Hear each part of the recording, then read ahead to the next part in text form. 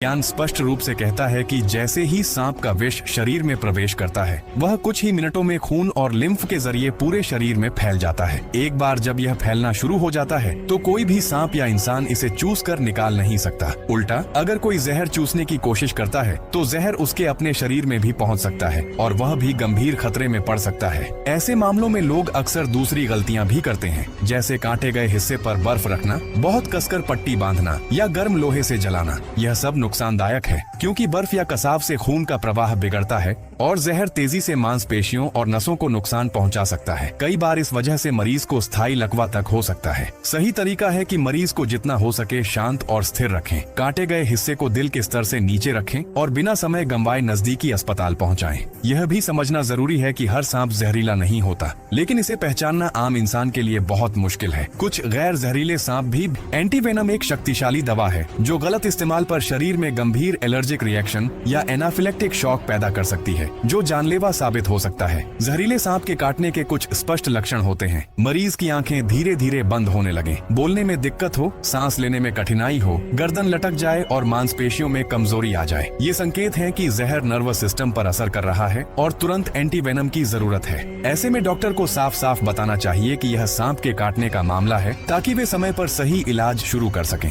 दुर्भाग्य से हमारे समाज में अब भी बहुत से लोग इलाज की बजाय झाड़ फूंक, टोटके और पुरानी कहानियों पर भरोसा करते हैं। समय पर अस्पताल जाने के बजाय वे सांप को पकड़ने, जहर चूसने या तांत्रिक के पास ले जाने में कीमती घंटे बर्बाद कर देते हैं। नतीजा यह होता है कि जहर अपना काम कर चुका होता है और मरीज को बचाना बेहद मुश्किल हो जाता है। हमें यह समझना होगा कि यह सिर्फ एक बीमारी या दुर्घटना नहीं, बल्कि समय के खिलाफ दौड़ है। जितनी जल्दी सही इलाज मिलेगा, उतने ज्यादा बचने के मौके होंगे। इसलिए अब वक्त आ गया है कि हम इन अंधविश्वासों को हमेशा के लिए खत्म करें। गांवों और छोटे कस्बों में लोगों को यह सिखाना जरूरी है कि सांप के काटने का एकमात्र सुरक्षित और वैज्ञानिक इलाज अस्पताल में जाकर एंटीवेनम लेना है। कोई फिल्मी तरीका, कोई देसी जुगाड़, कोई टोना टोटका इस जहर को नहीं रोक सकता। और हाँ, अगर आप सांपों से बचाव चाहते हैं तो घर, खेत या बगीचे के आसपास सर्पगंधा का पौधा लगाना एक अच्छा कदम हो सकता है। इसकी तेज गंध सांपों को दूर रखने में मदद करती है और यह आयुर्वेद में मान्यता प्राप्त औषधि है, कोई मनगढ़ंत कहानी नहीं। अगर आपको इस बात पर विश्वास नहीं है तो आप गूगल करके भी देख सकते हैं।